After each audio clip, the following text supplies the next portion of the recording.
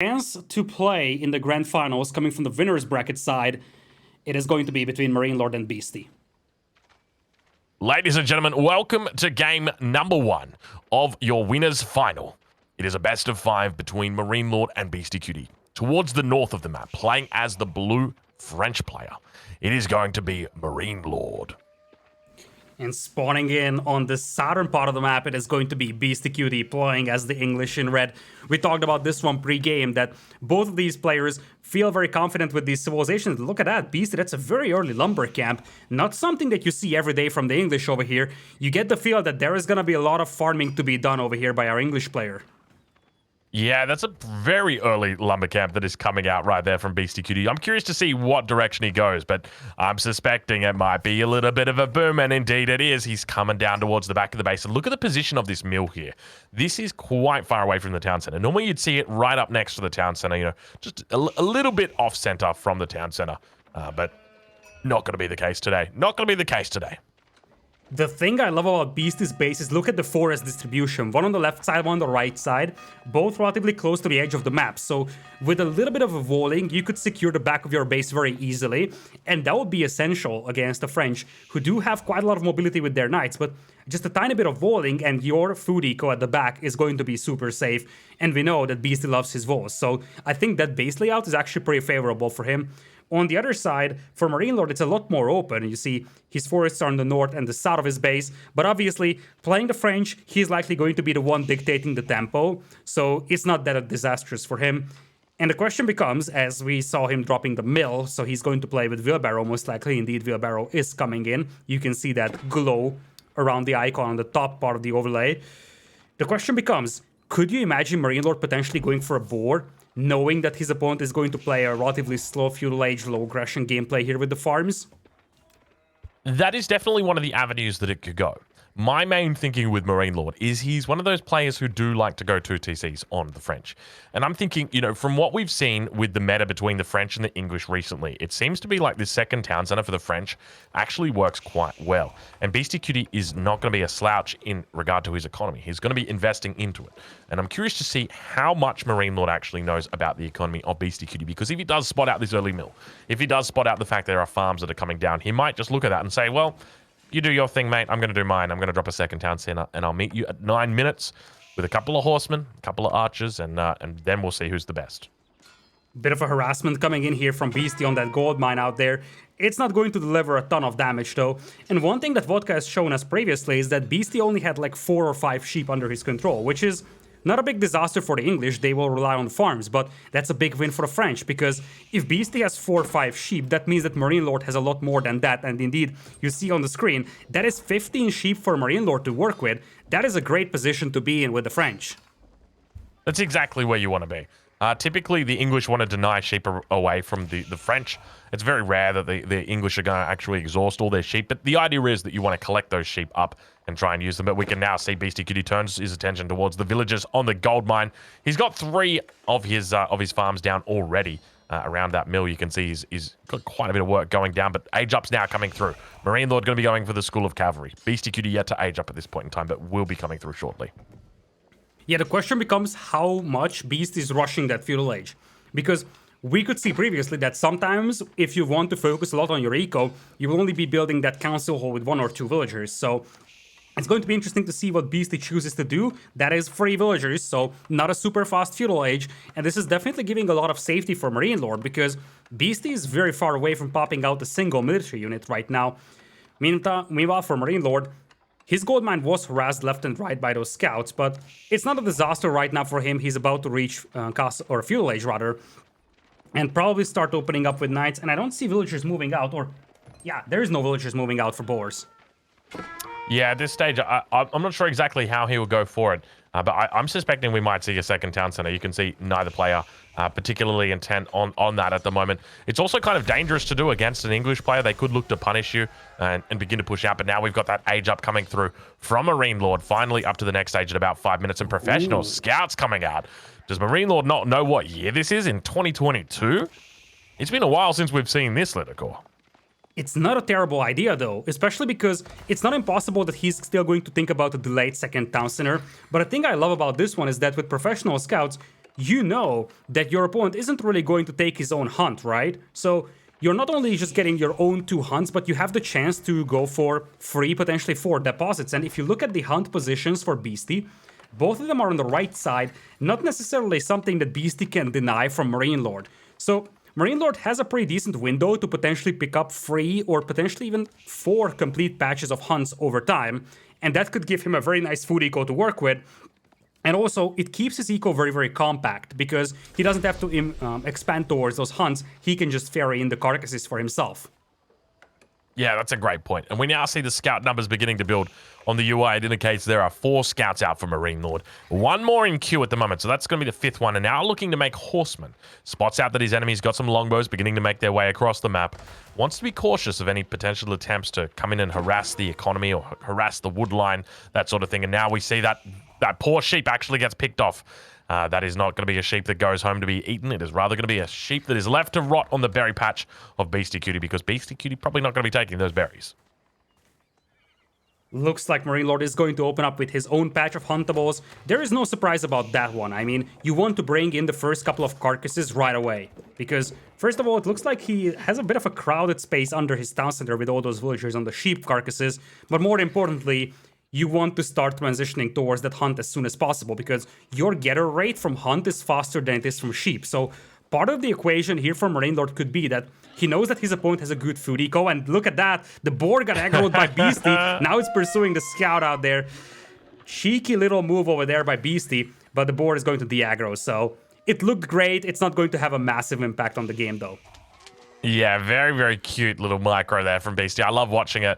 There was a couple of games I watched where the longbows of Viper were aggroing the boar just as like a way to just cause damage, and it is very, very funny when it does happen. But now we begin to see the scouts going to be turning their attention towards those scouts. Horsemen also coming out as well for MarineLorD now. So a beautiful composition coming out from him.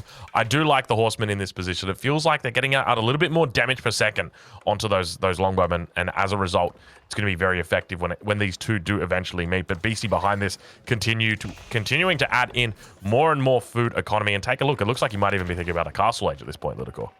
Yeah, castle age could be an option for both players out here, although it looks like MarineLorD is dropping an archer range right now. But if MarineLorD doesn't make a ton of army, he could think about castle age as well. And as you pointed out, the horseman will be a lot more cost-effective over here, especially if you're not under a lot of pressure. So you just need something that makes sure that you don't get your villagers picked off by 2 or 3 longbows, potentially something that chases away the enemy scouts. And in many ways, the horseman is going to be way better for that role than the knights would be, because the knights are also a lot more expensive, and you don't want to spend a ton of time in feudal age here with the French if you're not the aggressor. So MarineLorD needs to progress towards that castle age at some point. He's also very heavy on the lumberjacking department, as I see. Yeah, quite a lot of villagers here on wood. He's still yet to move over towards stone at this point. So to me, just indicates it's going to be very heavy archer play. Because normally when you see that many villagers on wood, it's going to be one of 2 things. Number one, it's going to be an archer movement, or it's going to be a town center. But yeah, now beginning to stack up that wood quite heavily. But Beastyqt still looking to gather up that gold. You can see a bit of a lull in the game right now. But he's very happily just chilling out. Oh, I like this. Is Beastyqt doing what I think he might be doing? He could be going for like a men-at-arm timing push here. This could be very brutal. It could work out, especially if MarineLorD is going to go heavy on the archer department, which he seems to be doing right now. You see the horsemen and the archers are now moving up. There's a defensive tower on the gold mine here for Beasty. So this is going to be difficult, if not impossible, for MarineLorD to push. And once the man-at-arms are out, those archers won't really be doing much. And look at Beasty.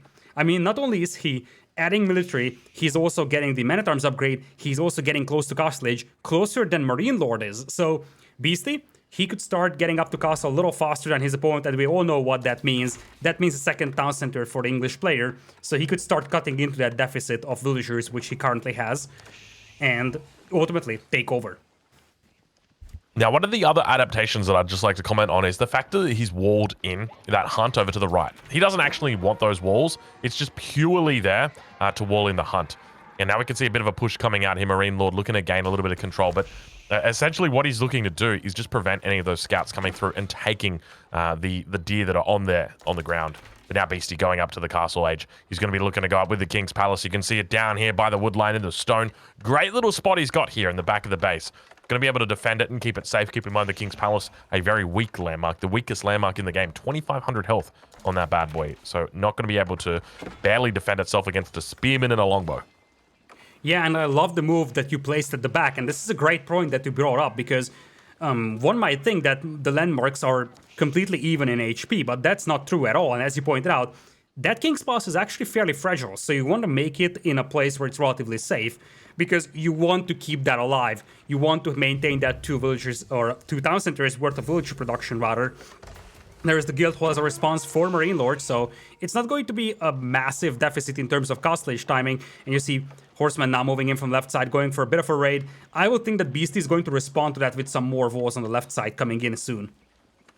Yeah, I wouldn't be surprised either. Beastyqt loves to get those walls out, loves to play defensive. As you mentioned earlier, he loves to wall off, each side of the map, prevent his opponent from coming through, and then just looking to force a fight down the middle, at the same time raiding his enemy in multiple areas, drawing their attention away. Just a longbow attacking an outpost somewhere, a longbow attacking a house somewhere, a spearman attacking a mining camp somewhere. That is what he's just doing. He's looking to just distract and overload the enemy's brain. And now we can see MarineLorD finally going to be dropping down that stone, looking to try and even up the score with regard to the town centers, aware of his enemy and that he's on a timer. Now we see MarineLorD also switching over the Guildhall to gold. Yeah, MarineLorD is going to start off on the gold with the Guildhall. He's going to get a pretty decent army established in the middle, as you see. That's going to be 23 archers already. The concern for him is that his opponent has the perfect response to that being the man-at-arms. And the bigger concern, I think, for MarineLorD is that his opponent is going to have a pretty considerable villager lead by the time that second town center gets dropped down. And of course, villager lead is one thing. You also have to think about the farming eco. So basically, in an even villager scenario, Beasty's economy is going to be slightly more effective thanks to those farms. So the concern here for MarineLorD is that if he just sits back in his base, you get the feel that his eco is going to be considerably weaker than the one for Beasty. Yeah, that is definitely the case. One of the big things to note is typically the English are going to be the kings in the late game.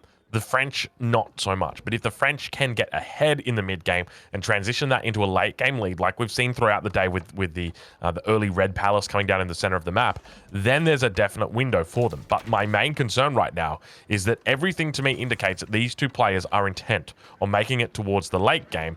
And, if that is going to be the case, then it puts Beasty in a great spot. Yeah, 100% agree with you at this point. It is even villager count right now. Bit of a scuffle in the middle. Not a lot of units over here for Beasty, though, most of those being spearmen only, and it looks like MarineLorD is going to commit with the archers. He's got the movement speed bonus on those compared to longbows, so he can pursue fleeing units. Looks like he decides to take this fight over here, and this is a great fight. This is an absolutely marvelous fight over here for MarineLorD. Well, do not be alarmed, but there are men-at-arms in the mix, and you can see that they do quite effectively. If you ignore the men-at-arms, then... Oh, I've lost my feed. Me too. Oh, slow-mo. Oh, we're back, we're back. We're back. The Wallalol goes down. Oh, I've lost my feed again. Pause, champ. Pause, champ. Okay, and I think we're back. I think we're back. All right, we're back. Wallalol manages to negate a little bit of aggression, but I'm starting to see a little bit of FPS drop as well.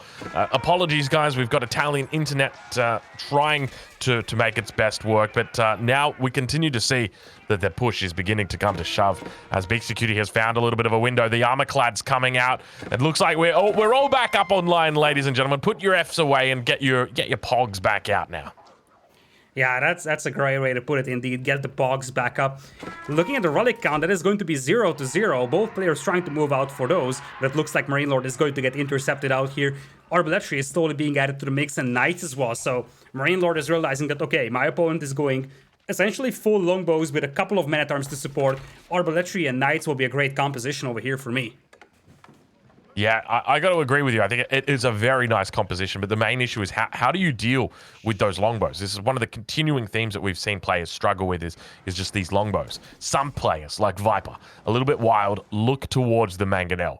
Do we dare see Beastyqt, aka Beastycg, look to make some form of mangonel push? Could that potentially be the way? Is that the way that MarineLorD looks to play it as well? He's obviously up against the English, so he's going to need to get some sort of response out against those longbowmen.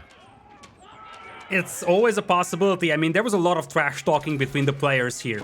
over the course of the week, MarineLorD called Beasty, I think, a one-trick pony with Siege. Obviously, these players have huge respect of each other, so this is really just pure trash talking out there. And the response was that Beastyqt actually called MarineLorD a gold level player because in the placement matches, MarineLorD actually got to gold, and Beasty was just like, oh yeah, you're a gold player, right? Well, that's exactly it. And obviously, Beastyqt end up being the guy who gets World First Conqueror. So he's in a pretty good position to say that, call people Gold League players. I say that as a Gold League player, by the way. But look, there's action all over this map, and you can see Beastyqt trying to spread out the forces of his opponent at the moment. MarineLorD managing to find a couple longbows on the right-hand side of the map, but longbows doing what they do best and just sniping down those horsemen before they can even do any damage.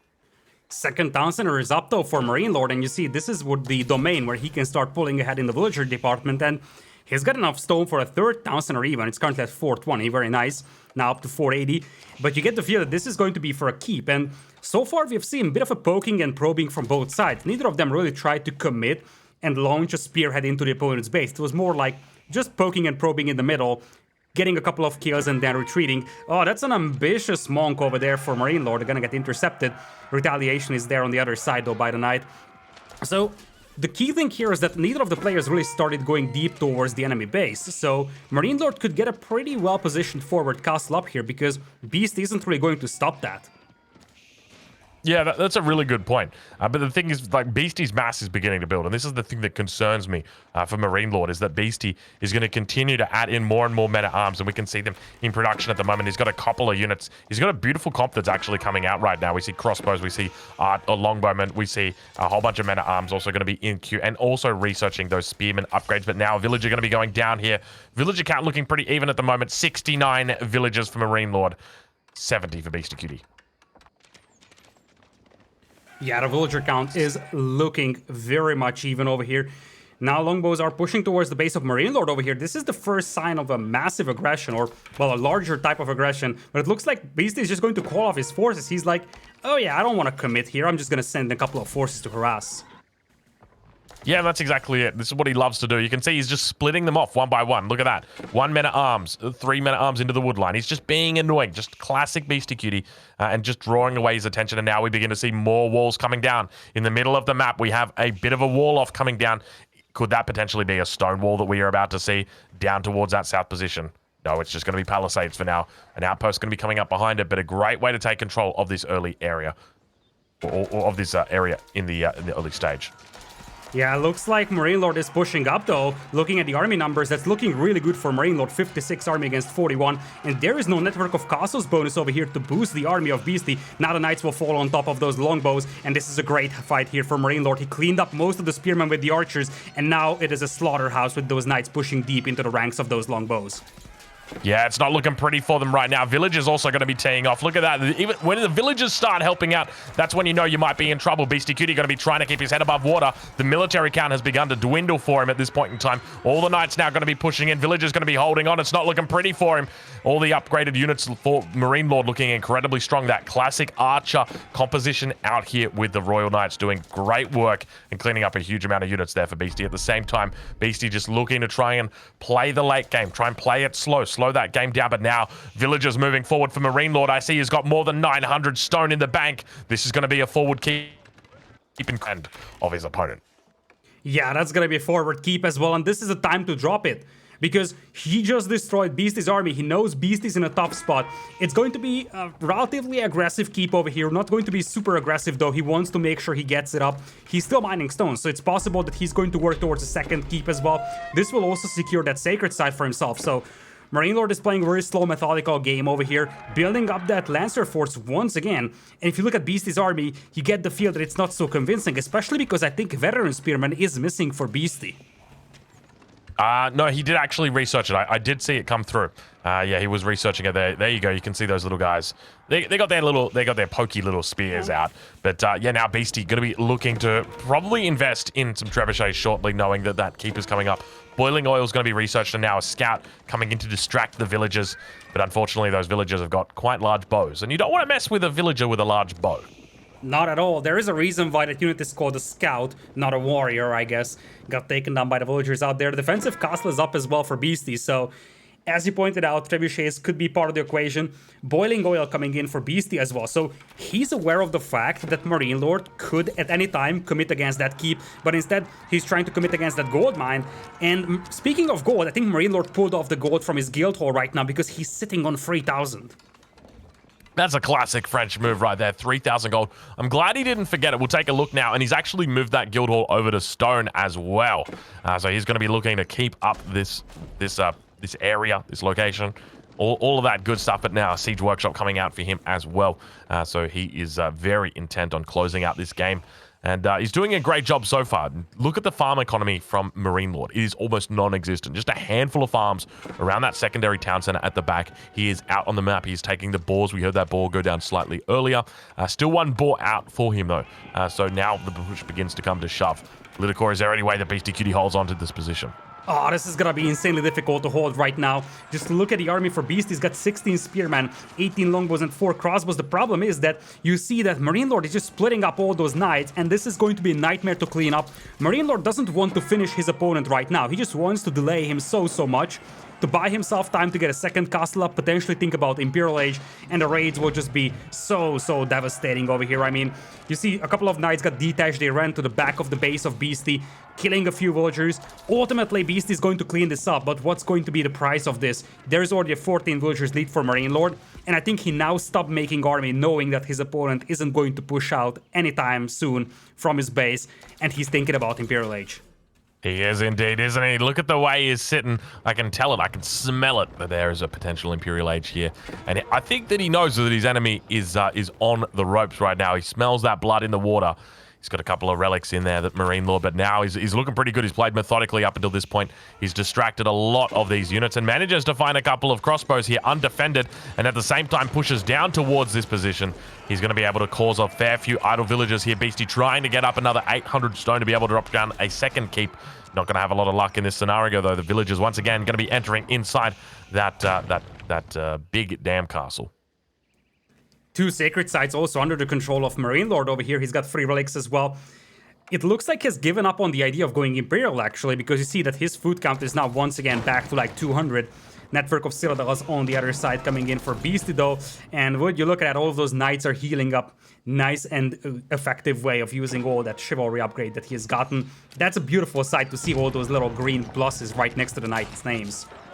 Yeah, there's nothing more beautiful than that, is it? It's really, really good to see, because you know that each one of those knights has been in battle before, and now it's repairing up, and you know it's out of battle, it's doing all that stuff. But now MarineLorD looking to put the finishing touches on that keep, going to be trying to take it out. A couple of these villagers here getting picked up in the middle by a couple more villagers from Beastyqt, so you can see it. Even though Beastie is potentially losing on one front, he's trying to extend this game out. He's trying to cause havoc all over the map, and he's beginning to do it. Yeah, and look the at one thing that's concerning for me, the lack of spears that are here. There's just a significant lack of spears. You've got 28 spears up against 31 knights. MarineLorD, he's looking to try and take control of the game right now. Archers falling back from this position. You can see the spears lying in wait, ready to intercept.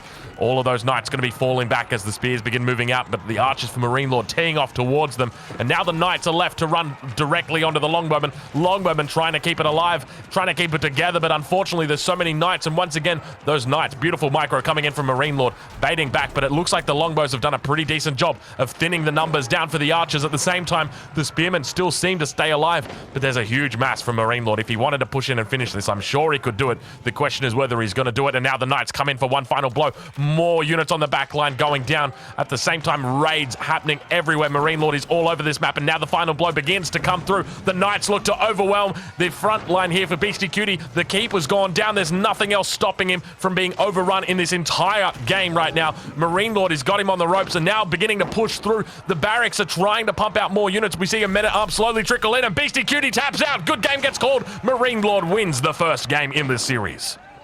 What a show here from MarineLorD, and he did that with 3,000 gold still left in the bank. He didn't use that at all, and boy oh boy, he just flooded his enemy with units over here. For a brief moment it seemed like he was going into Imperial, but instead just started to mass-produce knights, mass-produce archers, and if you take a look at that military graph, you will see that in the last 2 or 3 minutes, MarineLorD started to skyrocket his production. I think he realized that, okay, I have enough time and enough resources to turn that into an army and just flood my enemy with units over here. He had the trebuchets to take down that castle with. And yeah, just look at that ramp up of military out there.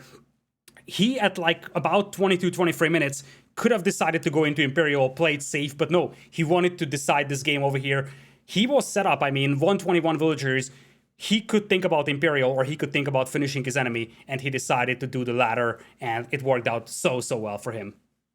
Yeah, incredibly well played there from MarineLorD, identifying that that there was a potential window there. Beasty intent on trying to extend out the game, but MarineLorD doing a great job of closing it out, utilizing it very well. I can't really identify a specific place where things went wrong for Beastyqt, but there was a point where I looked at the military count, and all of a sudden MarineLorD had like 50 military population, and Beastyqt had like 25. And I think it was at that point that it became evident that MarineLorD was in an advantageous position.